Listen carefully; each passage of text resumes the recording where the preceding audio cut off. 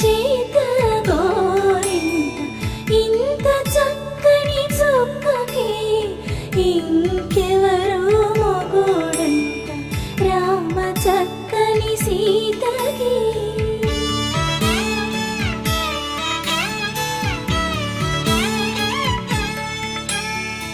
ఉడ